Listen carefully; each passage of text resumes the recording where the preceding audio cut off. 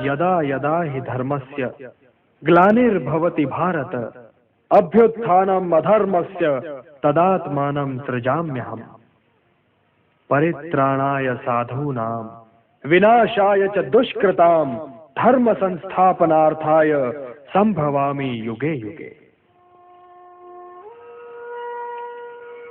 हाँ पार्थ, मैं प्रकट होता हूं, मैं आता हूं।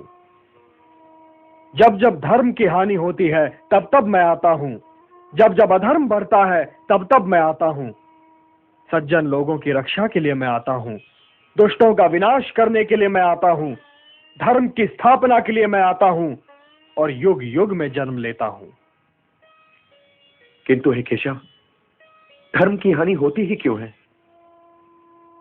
धर्म की हानि इसलिए होती है पार्थ कि मनुष्य मोह के बंधन को नहीं तोड़ पाता, कि वो अपने स्वयं से नाता तोड़कर समाज से नाता नहीं जोड़ पाता। हे पार्थ, यदि ऐसा न हुआ होता तो लाक्षागृह दुर्घटना न हुई होती, द्रौपदी वस्त्रहरण न हुआ होता और कौरव और पांडव सेनाएं यूं आज एक दूसरे के सामने नहीं खड़ी होती। तो क्या द्रौपदी वस्त्रहरण पर मुझे क्रोध नहीं आना चाहिए था केशव? यह निर्णय तो स्वयं तुम्हें लेना है पार्थ, किंतु द्रौपदी वस्त्रहरण केवल तुम्हारी व्यक्तिगत समस्या नहीं है पार्थ। जो समाज इंद्रप्रस्थ की पटरानी महाराज द्रुपद की पुत्री और पांडवों की पत्नी द्रौपदी के वस्त्रहरण पर चुप रह गया, वो समाज भला किसी साधारण नारी के मान सम्मान की क्या रक्षा करेगा?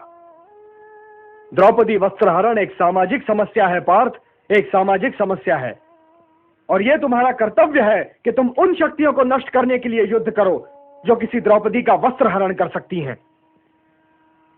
ये शक्तियां समाज की शत्रु हैं पार्थ, और जो महापुरुष इस युद्ध में उन शक्तियों के पक्ष में हैं, उनके पक्ष में युद्ध करने आए हैं, उनसे युद्ध करने में भी संकोच न करो।